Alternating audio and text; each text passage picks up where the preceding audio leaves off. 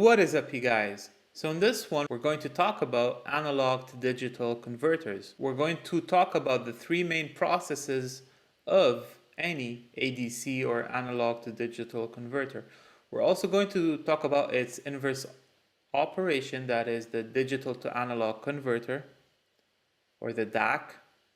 And we're going to, along the way, show that DAC consists of connecting the dots of the input digital signal, right, through interpolation methods. Is there any optimum interpolator? Well, yes, given some conditions, yes. We're not going to talk about them in this lecture. We're going to leave it for future lectures, and in particular when we talk about the sampling theorem. So without further ado, let's get started. Now, most signals of practical interest, such as speech, biological signals, seismic signals, radar, sonar, and even various communication signals such as audio and video, are analog. Now, to process analog signals by digital means, it is first necessary to convert them into a digital form. That is, to convert them to a sequence of numbers having finite precision. This procedure is called analog to digital conversion, and the corresponding devices are called analog to digital converters, or ADCs for short. You might sometimes find in references ADCs or even A/Ds, that is analog to digital. So those are common acronyms for analog to digital converters. Now, conceptually, ADCs, or analog to digital converters, are viewed as a three-step process that consists of the following. So first, my analog signal passes through a so-called sampler. This is my analog signal over here, x sub a of t, right? And the output of the sampler is clearly x of n. So what does the sampler do? It converts my continuous time signal, xa of t, into a discrete time signal, x of n, obtained by simply taking samples of the continuous time, xa of t, at discrete time instances. So in other words, xn is nothing other than the analog signal xa sampled at discrete time instances nt, where t is the sampling period, right? Or the sampling interval. So sampling is the first process of any analog to digital converter. Now next, we have a very important process referred to as quantization. So you have a block here called a quantizer. And here is where you start having loss of information, okay? This guy actually takes in xn, your discrete time signal, right? And produces a quantized version of xn. Let's call it x sub q of n. Now, this process is actually irreversible. That is, you're always going to have something called an error, right? Loss of information between xq and xn, that is referred to as the quantization error. Now, to show you how the quantization error behaves in audio signals, let's first take a look at a two-leveled quantization signal, okay? So my blue signal is the original audio signal that sounds like this.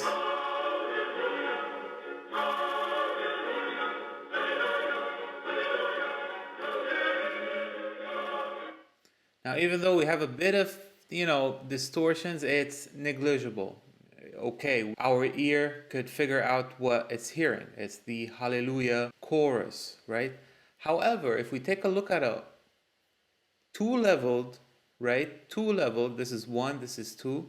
Two-leveled quantization representation of our audio signal that is at the output of the quantizer, xq of n. So xq is the orange signal and the blue one is xn, right? It would sound something like this.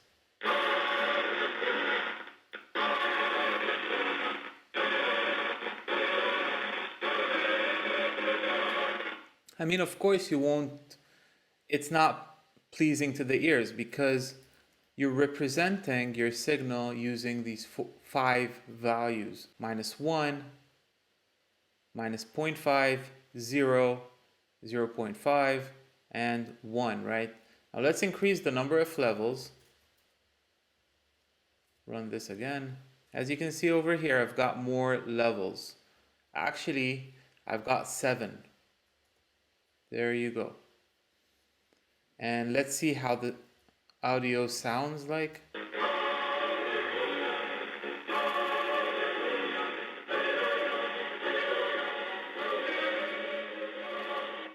Well, it sounds better, right? Let's go up to more levels. Run this. As you can see, quantized, but looks better than the previous two plots, right? Let's zoom in on some parts. There you go. How many levels do we have over here? We've got 13 levels, okay? Let's see how it sounds like.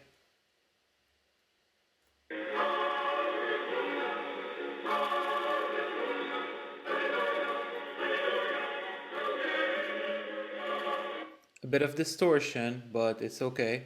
Let's go up to more levels. Let's say got 6 bits. We're not talking about, in this lecture, we're not going to talk about how to perform quantization and all these kind of stuff. I'm going to leave quantization in particular for future lectures. For now, keep in mind that we're talking about analog to digital converters, and there's a process called quantization, and it's simply just, converting our discrete time continuous valued signal into a discrete time, discrete valued signal. That is a digital signal, okay? We talked about digital or discrete valued signals in a previous lecture on discrete valued versus continuous valued signals.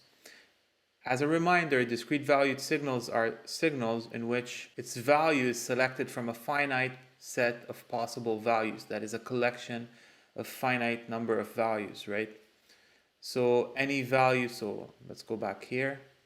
Any value over here, right? See all those peaks? They're all going to be approximated as this constant level here, the 0.5, right? So it's a sort of truncation or rounding, depends what you're doing, if you're rounding up or down. Okay, let's see how the signal looks like with that many bits, 6 bits. As you can see, the quantized signal does a really good job in approximating the original audio. You have some misfits over here, right? But that's due to quantization error, right? Here it did a pretty good job, okay. Anyway, let's listen to how it sounds like.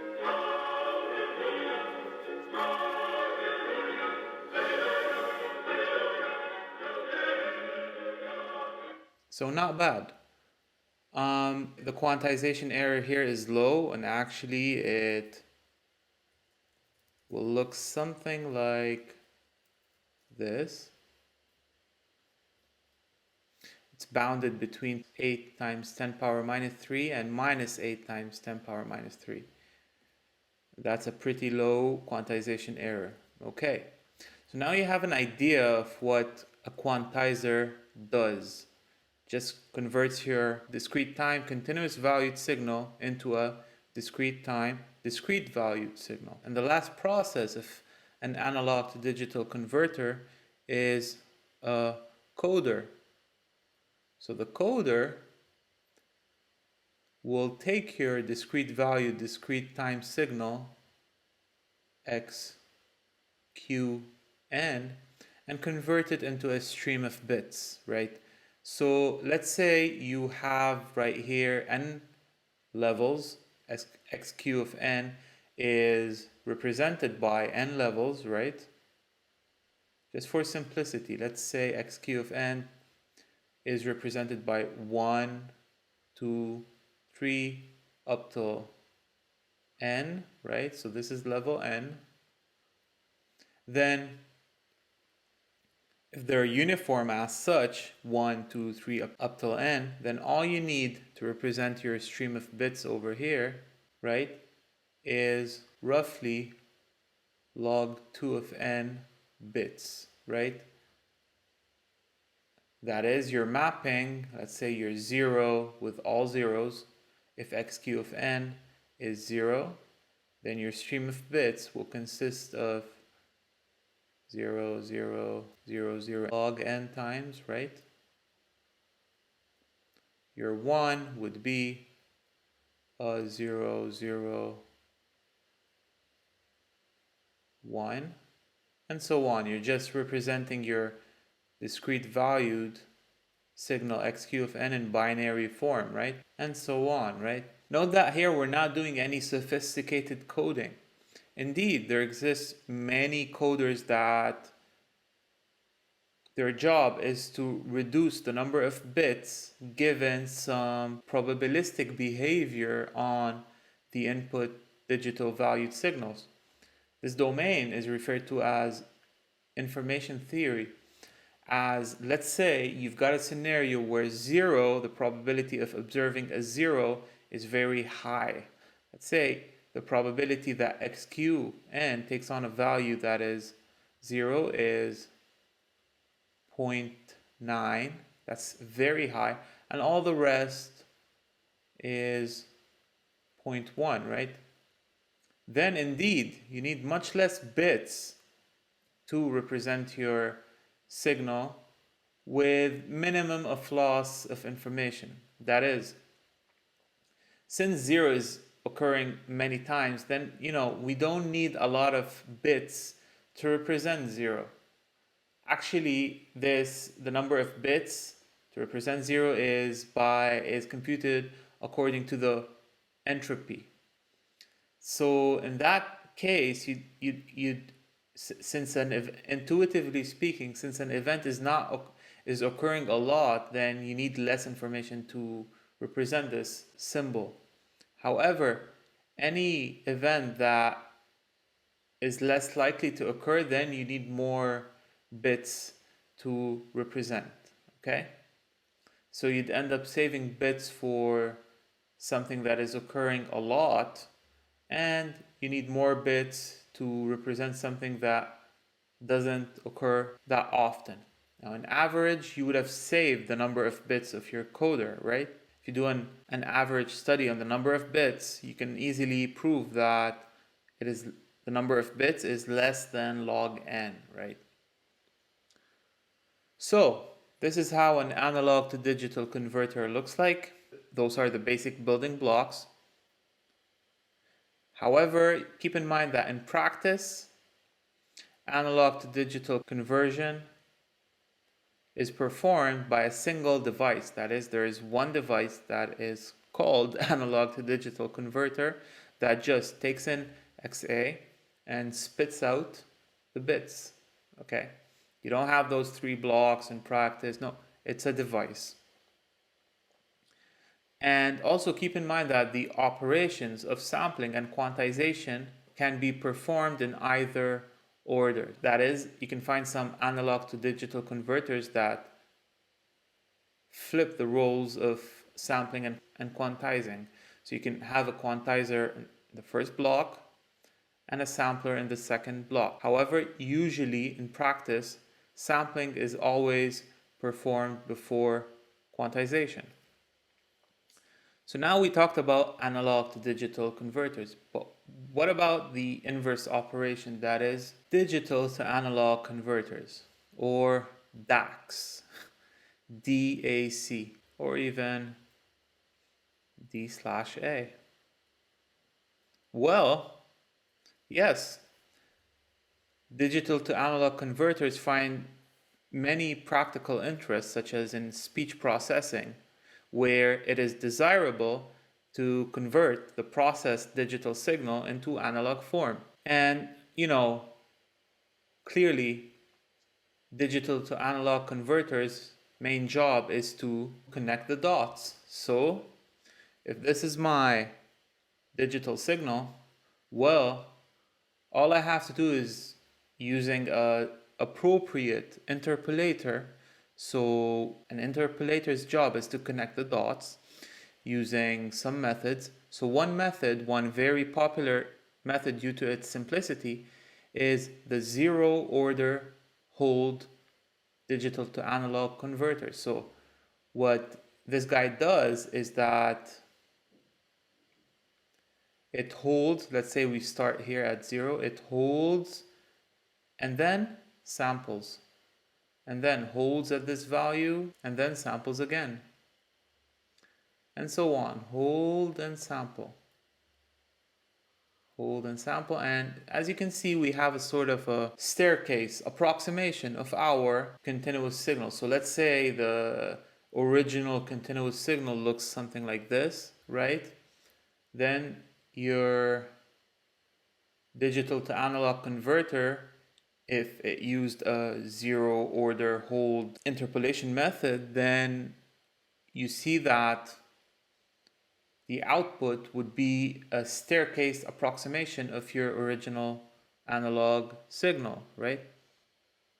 Now, of course, we have many other approximation methods, such as linear approximation, where you need 2 points, say this guy and this guy, or this guy and this guy, to generate an analog approximation of your original signal through a straight line as such. Same thing over here and the same thing over here. You've also got quadratic interpolators that require 3 points instead of 2 to generate a quadratic curve that connects the dots. Well, the question now is there an ideal interpolator? Could I actually, do a good job and lie down on the green original analog signal, or minimize the error between my approximated signal and the original one? Well, yes. And this is only true for signals with limited frequency content. That is, the information of this signal is found on a finite bandwidth. I'm not going to reveal right now what the optimal interpolator is. I'll leave it for future lectures when we talk about the sampling theorem and the Nyquist criterion. So far we talked about analog to digital converters and digital to analog ones. We introduced what an analog to digital converter is through the 3 important phases. In the few coming lectures, we will treat sampling and quantization. In particular, we're going to show that sampling does not result in loss of information, nor does it introduce distortion in the signal, given one condition, that the signal bandwidth is finite. Now, in principle, the analog signal can be reconstructed, this guy, from those samples x of n, provided one condition, that the sampling rate is sufficiently high enough. Now, of course, if your sampling rate is too low, you're going to lose information, no doubt. Now, how do we judge if my sampling rate is high or not? Again, we're going to clarify this when we talk about the sampling theorem, but keep in mind, an intuition over here is that the higher my bandwidth is, the higher the sampling rate should be. It makes sense, because the more bandwidth you have, the more stuff are happening in your signal. So let's say you're on a 20 megahertz band and there's a lot of frequencies inside where where there's information, then your signal will tend to fluctuate a lot. To capture all those fluctuations, you need a sufficiently or a relatively high sampling rate. And we'll see that the sampling theorem tells you the sampling rate as a function of the signal bandwidth, which makes sense. Now, on the other hand, the quantizer, which does quantization is a non-invertible or even an irreversible process that will always introduce signal distortion. In future lectures, we will reveal that the amount of distortion is dependent on the accuracy as measured by the number of bits at the output of the coder. So it really depends on the number of levels. The higher the number of levels is, the less the quantization error would be. Of course, as we saw in the last plot of our Hallelujah audio, we saw that, I increased the number of levels over here, right? So right now with this plot, I have 83 levels. Of course, I'm going to do a good job in quantizing my discrete time signal, right? So the more levels we have, the less of a distortion I'm going to observe. And finally, when talking about ADCs, the choice of the desired accuracy of your ADC is cost and sampling rate. Okay, those two factors should always be taken into account when talking about the accuracy of your ADC. So that's it. That's all I have to say for this lecture. If you found it beneficial, please leave a like on the video, subscribe to the channel. If you have any questions whatsoever, kindly leave a comment down in the comment section below, and I'll make sure I'll get to it as soon as possible. Also, please consider donating to my Patreon account any amount you wish. Thanks for watching, and I'll see you in future lectures.